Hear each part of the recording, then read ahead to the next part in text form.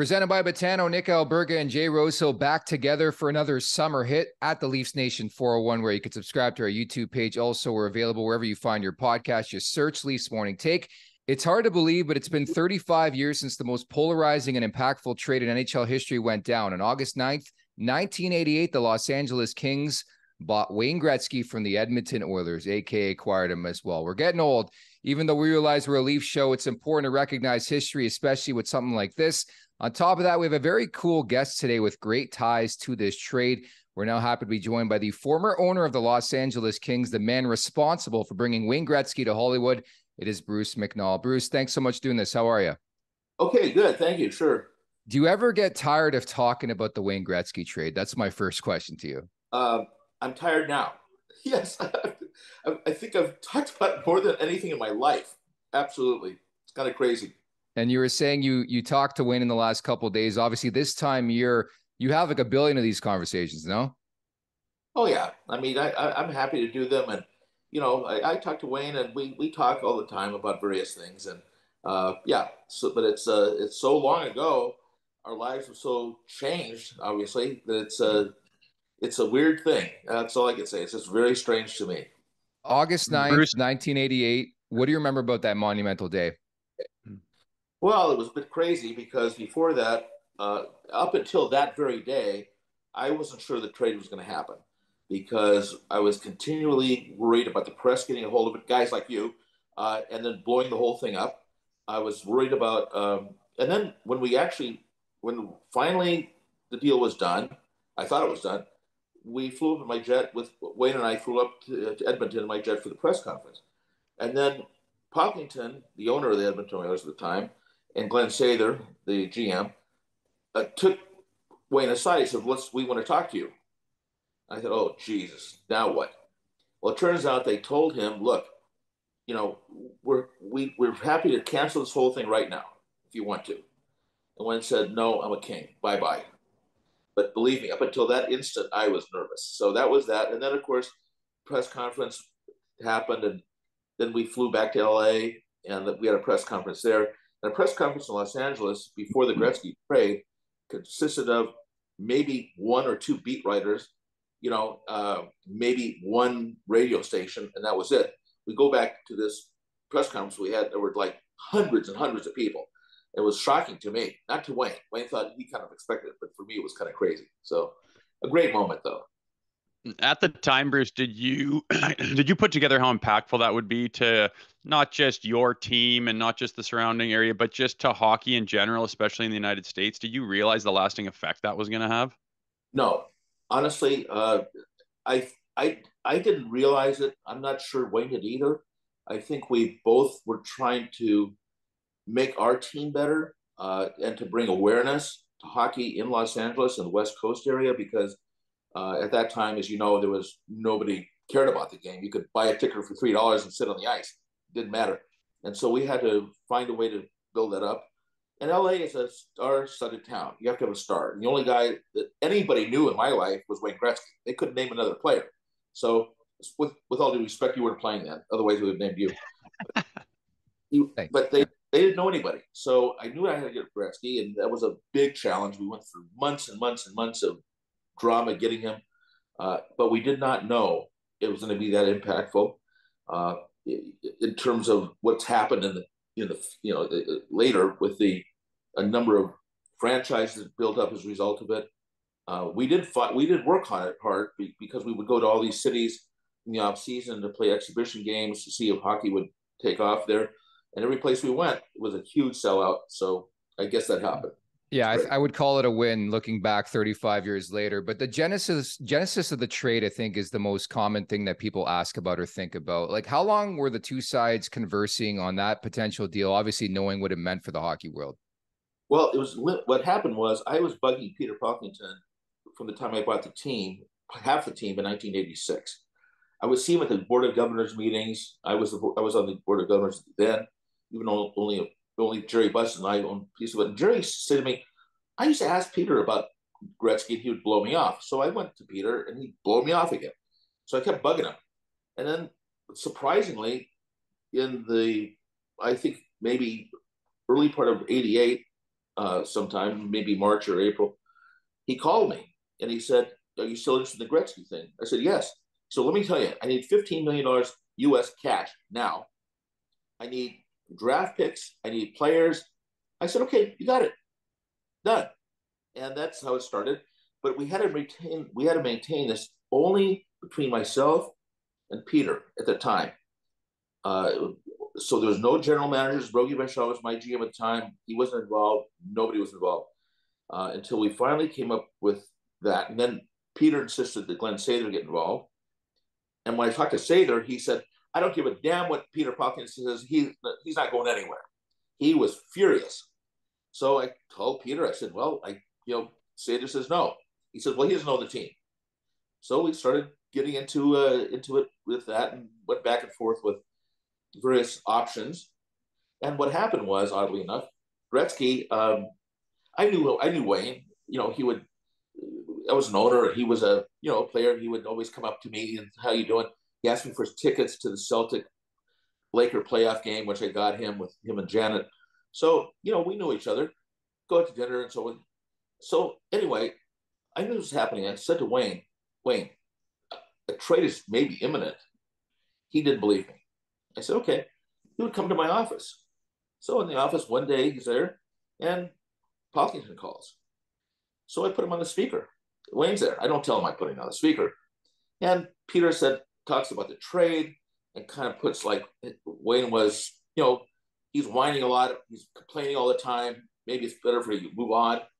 Well, when Wayne heard that, it was the end of it. Then he said, "Okay, I'm a king. Let's deal with this." Then he became my general manager. He basically instructed me, "We need to get Marty McSorley, try to get Krushelnyski. He's a good second line center for me. You cannot give up Robitaille, which is what they wanted badly. And you have to stagger the draft picks, not get all of the big lump first round draft picks, stagger them every other year." So he was kind of helping me strike the deal. And that's how it took place. And that was the most underrated part of the story. It was almost like the LeBron factor. I think the unique thing about LeBron, like anywhere he goes, he's dictating who's on his team. How difficult was it? Difficult to navigate around that? I guess not, because you're getting Wayne Gretzky, right? Exactly. I mean, who cared? I remember Peter said to me way back when he was not interested in the trade, he said, "Look, you can give me the whole team, your whole team." And I wouldn't trade Gretzky for him. I said, "I'll tell you what, I'll give you the whole team." And he said, "No." So it gives you an idea. But, Wayne was, look, Wayne is extremely knowledgeable. He feels like he is the person that would best be capable of helping direct it, both in the trade and then subsequently when we actually were playing. He had a big influence, obviously, because he is the greatest player in the world, and he would have the better idea, I thought, of what should be done, and he helped that a lot. Okay. Bruce, the people in Edmonton being as devastated as they were, they needed someone to blame, obviously, besides Pocklington. I think Janet took quite a bit of heat as like the Yoko Ono who broke up, the relationship between them. Do you think the fact that Janet was from LA, and that's where you guys were based, did that have anything to do with it, or was it just a convenient scapegoat? Yeah, she had really not a lot to do with it. She was very much in favor of it, obviously. She didn't dictate anything, but what did she influence Wayne a little bit? Possibly. I didn't feel it. I think she got blamed a little bit unfairly. Luckily enough, in Edmonton, for me, I was never blamed. They thought, well, who wouldn't try to get Gretzky, right? So yeah.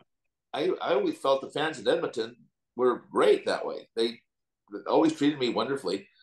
Peter, not so much. They were not too happy, but for me it was great. So yeah. And the other problem I had with the Gretzky trade was Wayne only had 2 years remaining on his contract. So now I give him all these players and I give him all this cash. So I go to Wayne and I said, "Wayne, we have to do your contract." He said, "Okay." I said, "Well, how much do you want?" He said, "I don't know." I said, "Well, I don't know either." So I went back and I talked to Magic Johnson. I found out how much he made. He was the highest paid athlete in the world at that time. He was making $3 million a year. Okay. Wayne was making under $1 million at Edmonton. Okay. About $975. So I go to Wayne. I said, "Okay, how about if I could pay you the most money any athlete has getting now, $3 million a year? And Wayne said, no, that's crazy. For hockey, no. I'll tell you what, pay me $2 million a year and put $500,000 aside to get some free agents, because I have to be able to pass the puck to somebody who can shoot the damn thing. And then another $500,000 away for playoff bonuses for the players. So that's what we did. I made one adjustment, and I talked to his father, Walter, and I said, well, Walter, I'll make one adjustment, which is that Wayne Gretzky will always be the highest paid player in the game, period. And so we put that in the deal. And that worked out great until my buddy Howard Baldwin, who owned the Pittsburgh Penguins, got Mario Lemieux. So he would jack Mario up. Then I had to jack Wayne up. We found out later on that, we didn't realize we both had the same contract, the same deals. He had the same deal with Lemieux. He always was the highest player. So, Jesus, every time I jacked Wayne up, he jacked Mario up. And I had to jack Wayne up. So it was pretty funny. So it all worked out well, though. In essence, what you're telling us, you're to blame for Austin Matthews wanting $15 million a year, McDavid getting his money, Marner getting his money. But honestly, I mean, it triggered a big time rise in NHL salaries in the 90s. What do you make of sort of the pay scale in this day and age? Because it's a constant conversation we have covering the Leafs with all the big boys there. Well, first of all, let me mention, it is nice to see a guy like Austin Matthews playing in the NHL since he came from the West Coast. That was cool. His parents, I think, I don't know, they were Duck fans or something or that, but it was kind of fun. The answer is this. I have a completely different view of the whole situation. Wayne Gretzky filled seats. He helped with every aspect of the game, raising revenues in all categories, radio, television, everything. What player does that now? Maybe you could argue in Toronto, Austin Matthews might. Maybe you could argue Sidney Crosby did. Maybe you could argue, now you have a big time player in Edmonton. Maybe he could do it. But still, Wayne was unique that way. So my view of things is this. It isn't about the stats, okay? Because somebody would argue, well, Gretzky got 200 points. I got 100. I should get half what he gets. No, I don't think so. You're a good player, but you're only another player, and so I think that the revenues, it depends on this day and age, because nowadays you have salary caps. We didn't at the time. And it's based upon the revenue that the league pulls in and how much that should be shared with the players. As far as what individual players should get, okay, you're dealing with stats a lot. I think it has more to do with what they bring to the revenue stream of that team. Going back to the trade, Bruce, like you say, jumping through all the hoops, and so many times the deal almost fell apart. But when it actually happened and Wayne's playing, and the form's just packed and the celebrities are pulling up and wheeling in and all the craziness, and you just exploded hockey onto the scene thanks to this deal you put together. Did you have to pinch yourself and look around and say, I can't believe this is happening? I do to this day. It's amazing that I think about, geez, whoa. When you have, like you say, superstars in film and television calling you, bugging you, can I get a ticket? We'll buy them, we'll do this, we'll do that. And then, the U.S. President Reagan would call me all the time. We're coming to the game. I said, okay, how many Secret Service people you got with you? That's my only issue. I'll get you the seats, but Secret Service is not as good a problem. So it was amazing that what happened. And I honestly wasn't quite ready for it. I didn't realize it would be that impactful. I knew it would be big, but I didn't realize it was that big. I think Wayne did, frankly. But I do pinch myself to this day about what impact it made. And most specifically, like working alongside Wayne Gretzky, I told you off the air, like we had a chance to go one-on-one with the Great One early in July, and just salt of the earth. I've interviewed him a bunch of times. It was Rosie's first time meeting him. Like he's pretty much as advertised on TV. That's the amazing thing about Wayne Gretzky, isn't it? Yeah, it is. He is what he is. He is not, he's a Brantford hometown boy. He's not and that's what he is. He's not arrogant. He's not in any way, shape, or form think of himself in that manner. If you ask him who was the greatest player in hockey, he would never say himself. he would say Gordie Howe or Bobby Orr or something like that. He would never talk to himself in that line. And that's who he is. He's a very, very honest, down to earth guy who is just an amazing. That's what made him great off the ice as well as on the ice. So, can you believe it's been 35 years? I feel really old. Oh. I was one of the youngest owners in the NHL at the time, and and now all of a sudden, like, whoa, how did I get this old? What happened? It's like all these years. When Wayne and I speak, it's like, he's like 60, 61 or something. I'm 73. Like, what? What happened? Time flies. It always resonate with me because I was born on August 7th, 1989. So it was like a year and 3 days before I was born. And so it always resonates that it was in the month of August. Bruce, this has been a blast. Thank you so much for taking a trip down memory lane. 35 years. Appreciate your time today. Sure. Happy to. You got it.